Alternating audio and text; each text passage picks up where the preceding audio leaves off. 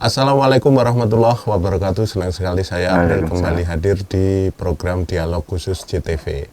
Dan kali ini kita seperti episode sebelumnya, kita akan mengupas tuntas tentang fenomena calon tunggal vs bumbung kosong. Tapi ada pertanyaan menarik, akankah menang mudah pada nantinya? Dan narasumber kali ini telah hadir ke studi siar kita.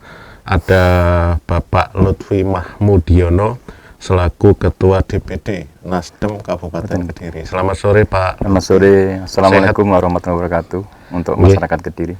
Alhamdulillah.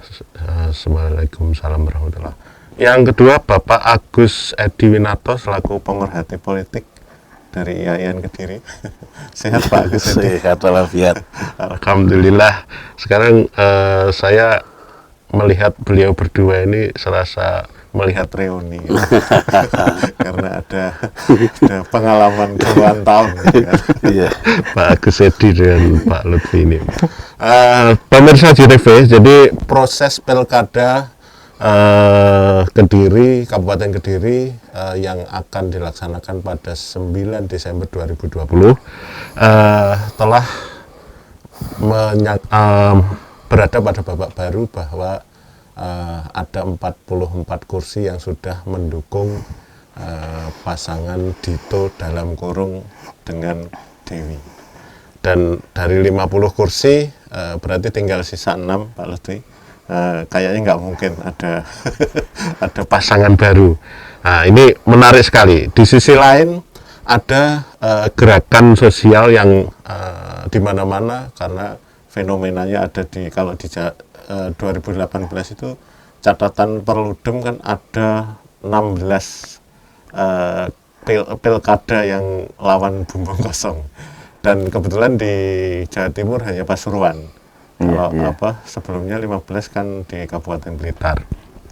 Dan ini menunjukkan bahwa ada gerakan sosial yang menjadi bagian demokrasi. Terus persoalannya di sini ada solidaritas ya antar masyarakat, antar partai, dan identitas kolektifnya nanti juga akan teruji. Nah, pertanyaan sekarang, apakah calon tunggal itu gampang untuk memenangkan sebuah pertarungan? Nanti kita diskusikan panjang. Tapi kita harus menilai dulu bahwa yang mengikuti kontestasi ini kan belum jelas karena tanggal bisa juga dimungkinkan nanti ada perubahan-perubahan karena tanggal 4 ya, tanggal pendaftaran baru tanggal 4 September sampai 6 Desember. Ini ke Pak Lutfi dulu.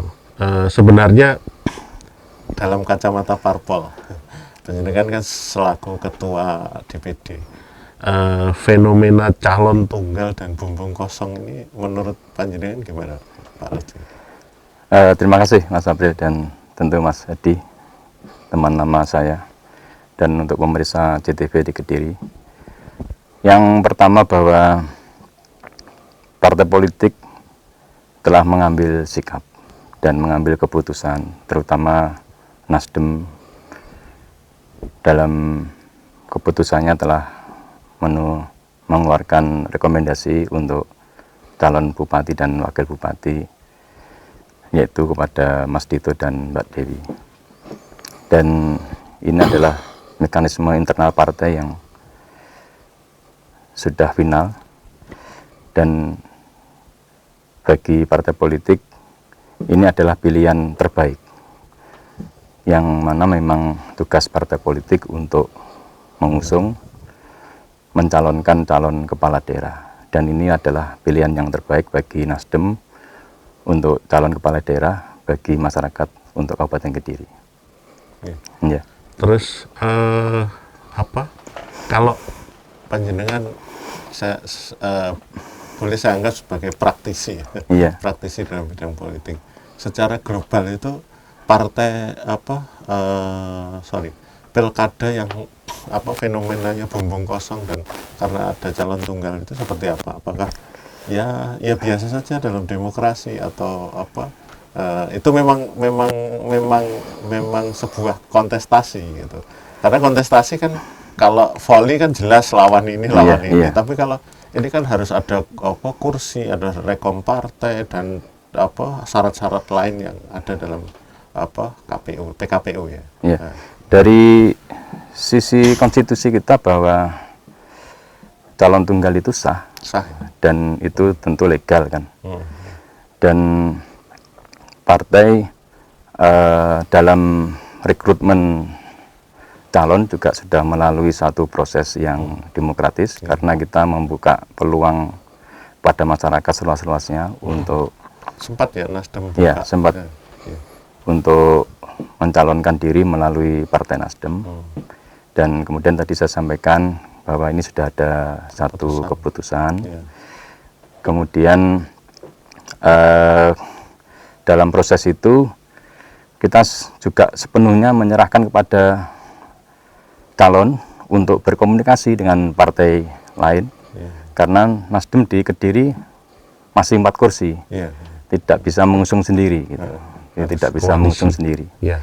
Nah, di perjalanan kemudian semua partai mengusung satu calon, ini juga bagian dari ikhtiar partai, Ya.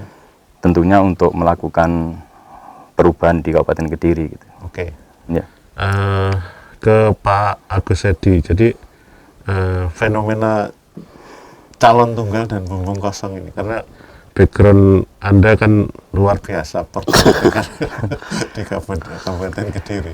Jadi sebenarnya ini kalau kaitannya dengan pendidikan demokrasi kita, salahkah ada calon tunggal itu? Kalau di regulasinya nggak apa-apa, sudah sah-sah saja. Tapi sebenarnya menurut dalam kacamata Anda sebagai pemerhati politik, gimana Pak Agus? Oke, terima kasih Mas April, Mas Lutfi, dan pemirsa sekalian.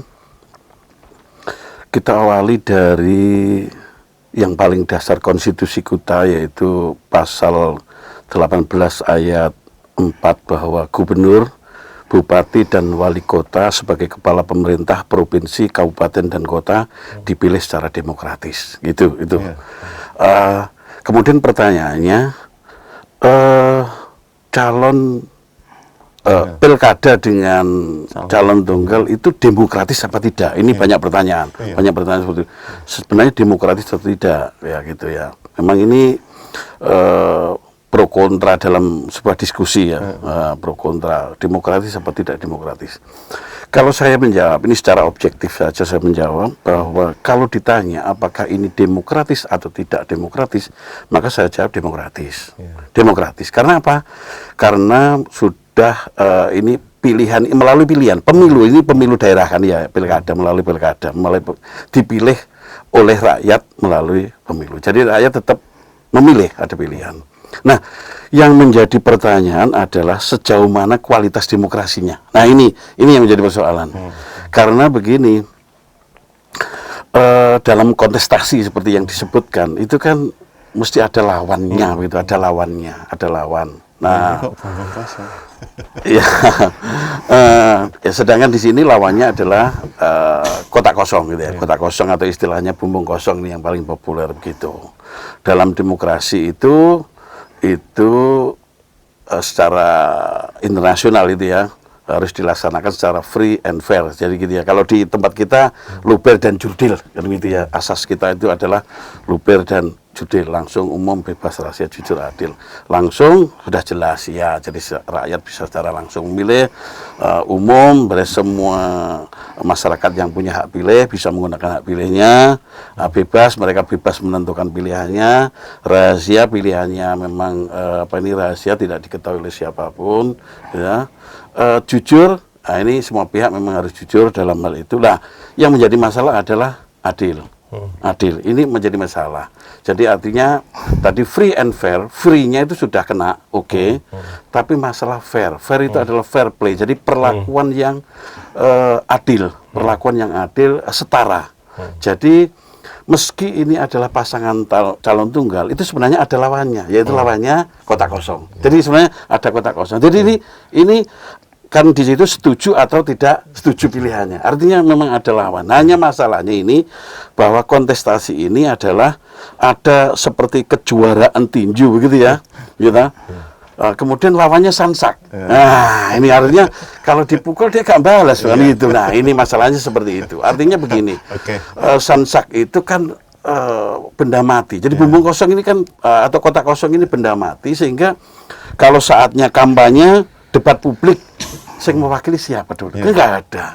Kemudian penyebaran alat peraga menyebarkan siapa? Juga tidak ada. Gitu ya. Dan lain-lain sebagainya. Jadi artinya ini kotak kosong ini ya, kalau ingin fair play harus ditiupkan ruh ya, supaya bisa hidup. Nah, itu.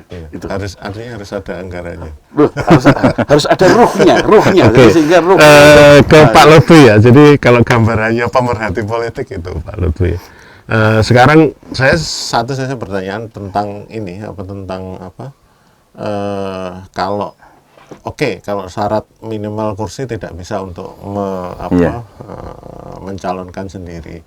Tapi maksud saya gini, ada di partai itu seperti apa mekanisme kader itu, kaderisasi? Maksudnya gini, masa Nasdem nggak punya calon sendiri, atau misalkan Pak Lutfi sendiri yang mau maju untuk kan juga nggak apa-apa untuk mencalonkan sebagai bupati misalkan, atau kader-kader yang lain yang potensial untuk diangkat koalisi dengan, kalau 4 kan masih butuh 2 partai kan cukup ya, butuh 6 lagi. Jadi kan syaratnya kan 10 kursi kan. Iya.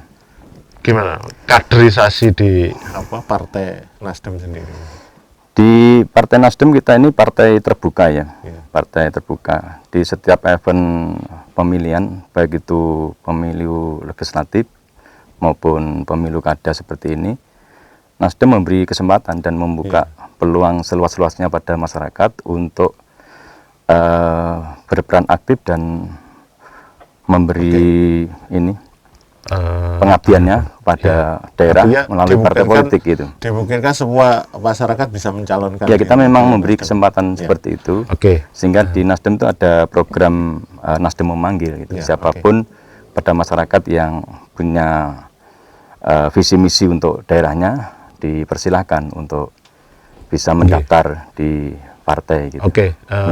Menarik sekali pemirsa diskusi kita kali ini, karena ada fenomena calon tunggal dan bumbung kosong yang nantinya akan dalam pilkada seperti apa. Tapi kita harus ikuti jeda iklan berikut ini, dialog khusus JTV Kediri.